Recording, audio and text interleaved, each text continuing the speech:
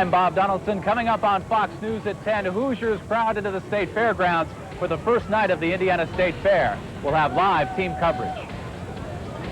Does a danger lurk in the dome? Are fans safe in the event of fire? A live report next. Will UPS deliver good news to picket lines and the feds deliver news on a troubling teen trend? Fox News at 10 is next. You're watching Fox 59 Indianapolis, your home for the best in late-night entertainment. Now, Fox News at 10.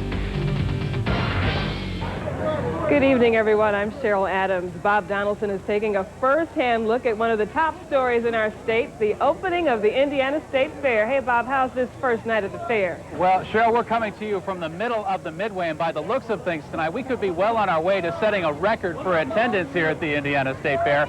Won't have any hard numbers until tomorrow, but one thing we do know is that the weather has been beautiful. Everybody is talking about it. Everybody wonders how long it's going to last. We'll find out from Brian a little bit later. Also coming up, we'll show you what happened on this opening day, and we'll also talk to some farmers who are still sweating the weather despite these cool temperatures.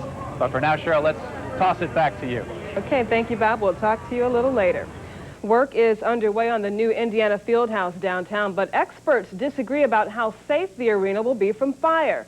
That has prompted officials to take another look at the fire suppression system for the RCA Dome. That's where we find Fox News at 10's Russ McQuaid. Russ, what's the story at the Dome? That's right, Cheryl. You know, fire safety sprinklers are a common fire safety feature in buildings all over this city, in apartment complexes, office buildings, and in schools, but surprisingly not in the biggest building in town.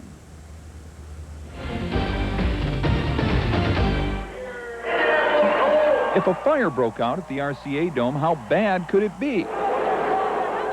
The suites would be safe where the sprinklers are, but there is no sprinkler system for the entire dome and stands. There are 4 water cannons aimed at the dome floor and lower dome, which should be automatic, but they're not. False triggers have convinced dome officials to turn off the infrared sensors and instead hire firefighters to man the system manually during events.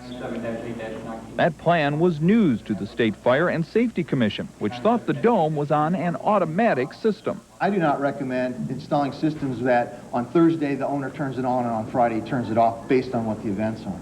Villotti's disclosure came as the commission examines the fire suppression system for the new Indiana Fieldhouse. There is a way to protect that floor area, such as one way is like they do at the Dome. I'm sorry that he told me that the Dome has been shut off, but that is a maintenance problem.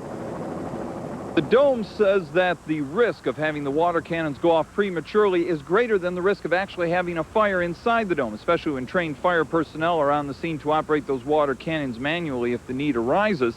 And also the Indianapolis Fire Department says that the RCA Dome is operated within the city's fire codes. Cheryl? All right, thank you, Russ. Reporting live from downtown. In other news tonight, a young teenager is dead tonight following a freak bicycle accident. Few details are known at this hour, but police say it appears the victim, Danny Higgins, was thrown into the path of an oncoming car after he collided with another bicyclist.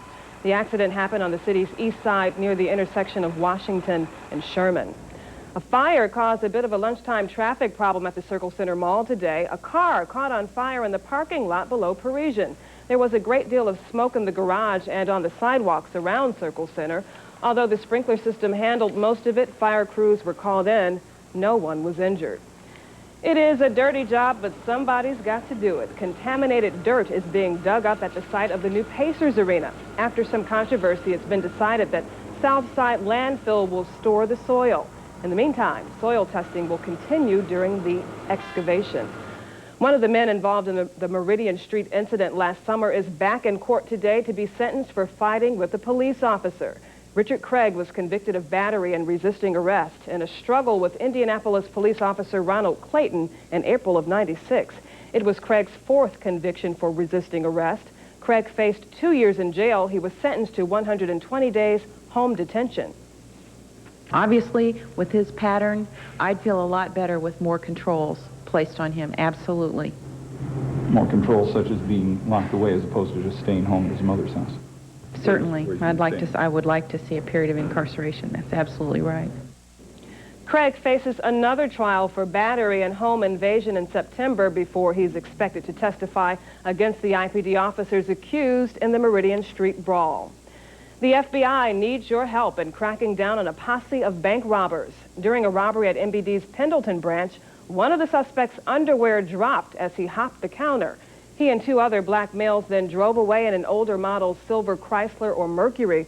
All 3 men are suspects in 2 other bank robberies. Well, these are the weeks thousands of Hoosiers wait for all year. Let's rejoin Bob now with a look at the first day of the Indiana State Fair. I saw a lot of traffic over by the fairgrounds, Bob. That's a good sign. Yeah, we found a very good spot out here, Cheryl.